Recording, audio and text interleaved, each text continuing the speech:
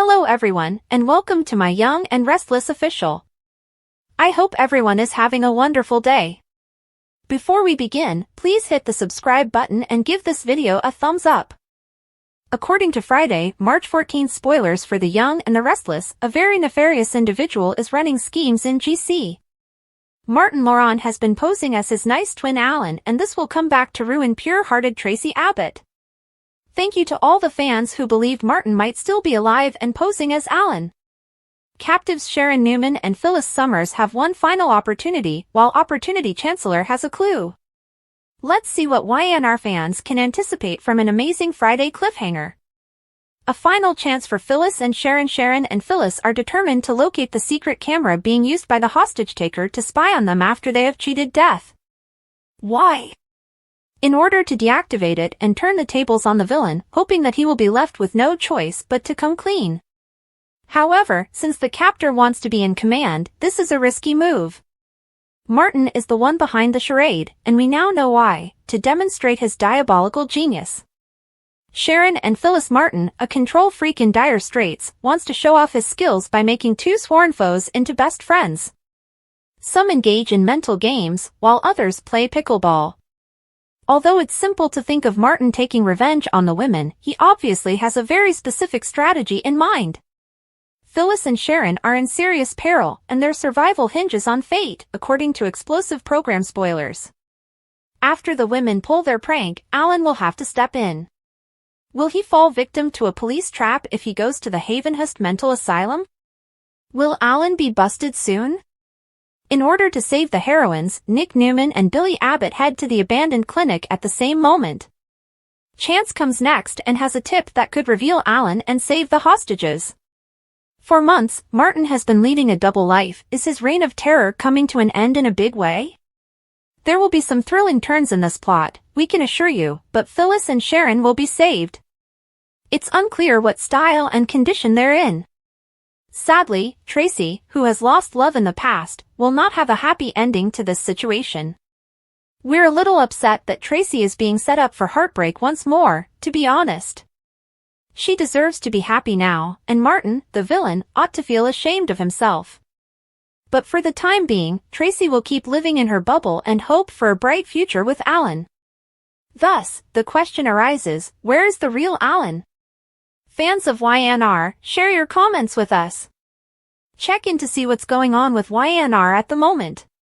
Make us your favorite hotspot by returning frequently for news, updates, and spoilers for The Young and the Restless. Devin inquired as to if Nate was touring the large office at Chancellor Winters while Billy was away. Nate stated that he was dropping off some figures to back up Chance's proposal, and he swore that the power grabs were behind him. Devin assumed that because Devin had liked the idea, Billy had dropped it. Nate thought that was the only thing that made sense, as Billy had been cheering for Chance in every other way. Devin said that while Billy was out of town, he urged him to include Chance in executive decisions. As she walked in, Mamie heard her and complained that Billy was becoming too arrogant. Devin argued that there was already enough tension with Billy without using Chance as a pawn, but Mamie suggested it could be time to begin preparing Chance to be their ally. Mamie maintained that having Chance on their side would be beneficial, while Devin claimed to like Chance and his ideas. Devin grumbled that Mamie's discussion of sides didn't help. Given that Billy had always been a gambler looking to gain the upper hand, Mamie felt certain that he was planning how to gain more authority from Devin. It wasn't fair to imply Billy was the one thinking about power, Amanda said as she emerged in the doorway. Amanda thought it was an honor to meet Mamie Johnson, and she figured she was up against her. After shaking hands, Amanda told Mamie that she was there on Jill's behalf. Mamie begged Amanda to just acknowledge that she had been sent to spy by Jill. Mamie proposed that she and Amanda go out for drinks, while Devin stated that he and Nate needed to discuss certain matters. Since Mamie had a suggestion that could end their hypothetical conflict, she declared that she would like Amanda to forward it to her supervisor. Nate murmured that he wasn't sure how much more patience he had left for Mamie, who seems intent on causing friction between the Winters and Chancellor families, after she and Amanda had left. Devin agreed with Mamie's assessment of Billy's need for greater authority and control after realizing that he hadn't experienced a us versus them mentality prior to Billy joining the organization. Devin didn't mind Billy taking time off, but but he was annoyed that Billy preferred to sit in the office whenever he wanted to and go when he wanted to. Devin thought Chance may be a useful ally in the event that things became messy because he felt Chance was already more dedicated to the company than Billy was. Devin's constant need to be at the center of a business dispute was mentioned by Nate. Nate remembered that Devin had been the one consistency in the scenarios, first with Lily, then with Nate, and last with Billy. Devin maintained that he had been attempting to preserve the business and Neil's legacy on each of the 3 instances. Devin yelled that Nate was the greatest danger, but Devin had given him a second opportunity and forgave him. Devin wondered what Nate was attempting to accomplish. Devin was hesitant to ignore Billy's self-destruction, but Nate suggested that they concentrate on their work. Mamie was the one Nate believed they should be most worried about. Devin reaffirmed that Billy was the issue, and he began to wonder where his cousin's allegiance lay because Nate failed to recognize that. "I just pointed out Devin's role in causing conflict," Nate said. Devin recommended that they hold off and see what Mamie had to offer. Nate asked Devin whether it upset him that Mamie hadn't told them about it beforehand. Nina embraced Chance at the athletic club and remarked that she would never grow weary of seeing him in a suit. Though Chance cautioned her not to be overconfident, Nina expressed relief that the only harm he was putting herself at danger was a paper cut. He acknowledged that he was still getting used to the position after she brought up his ambiguous allusion to office politics over the phone. He seemed depressed about something, and Nina wondered whether he felt bad about leaving his position as police chief. "C-suite executives can be as slick as crooks," Chance lamented. Chance clarified that he felt as though Devin and Billy were using power against him. Chance speculated that Devin was upset that Jill had promoted Billy to a senior role without telling Devin. Chance recalled that Billy had been fantastic at mentoring him, but when Chance had offered a major concept that Devin had liked, Billy had trashed Chance's suggestion in front of everyone. Chance added that he didn't want to be a pawn in whatever was going on between the men, but he could take rejection. Chance put himself squarely in the center when he disclosed that he had been assigned to be Billy's eyes and ears while Billy was out of town on a personal matter. Chance promised it wouldn't be the last time someone asked him to take sides, likening it to going underground once more. A startled Chance objected that he believed she preferred him in a suit when Nina pointed out that he was free to leave the company if he so desired. He could do it somewhere, but she made it clear that she preferred him working behind a desk rather than in the field. Nina went on to say that although she wanted Chance to be secure and content, he was not required to work at Chancellor Winters simply because he was Chancellor.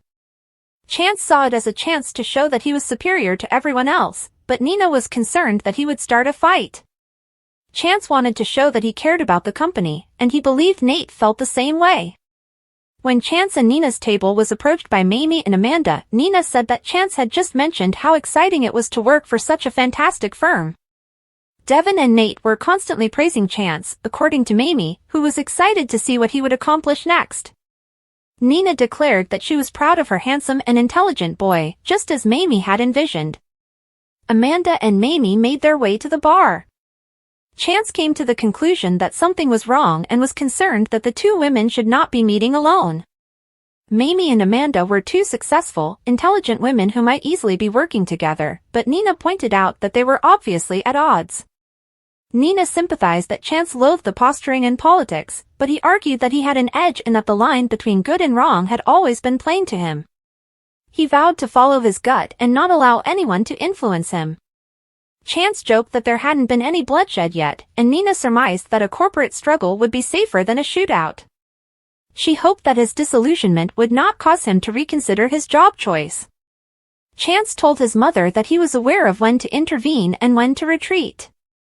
It wouldn't be easy if that was the direction things were going. Nina thought about how Jill could get when she got into a fight. Amanda believed that Jill would be pleased to hear Mamie's compliments about Chance and Devin's collaboration at the bar. Adults learn to let things go, according to Mamie's speech. Amanda wondered if Mamie had forgotten her past resentment of Jill. Amanda questioned Mamie about how she would characterize her feelings toward Jill, and she disputed that they were a grudge. It would be more pleasant if they had cocktails first, Mamie suggested. Amanda mentioned that Jill had been saying some of the same things, and Mamie mentioned that her priorities in life had changed to family, tradition, and legacy. Amanda guessed that the women were more alike than they were willing to acknowledge. Mamie assumed she and Jill would be able to achieve their goals, but not at that moment. Amanda was shocked when Mamie suggested reorganizing Chancellor Winters, and she asked if she wanted to reverse the merger. Mamie affirmed that Amanda was to deliver the message to Jill on her behalf. Since it would jeopardize the company's progress and give the leadership a weak, unsteady appearance, Amanda was certain that Jill would never approve. Mamie explained that they could simply establish clear internal boundaries so that each side would operate independently rather than doing it in a way that would be visible to the public. Mamie sighed that the union had been a futile attempt, but Amanda countered that it would negate the goal of the merging. Mamie would have preferred that they all return to their jobs and cease their internal strife. Amanda was curious about what Mamie might gain from it. Mamie vowed that her only goal was to keep her family safe, and she was concerned that Jill had placed Billy in a precarious situation where nobody knew his true intentions. Mamie argued that the threat and the uncertainty it created would cease with her solution. Amanda understood the reasoning and appreciated Mamie's intentions, but Mamie was positive that Jill would suspect the worst. When Mamie told Jill about the idea, she pleaded with Amanda to approve it. Amanda cautioned that Jill would respond with a resounding nay regardless of what she said. Nina persuaded Amanda to join her and Chance after Mamie left.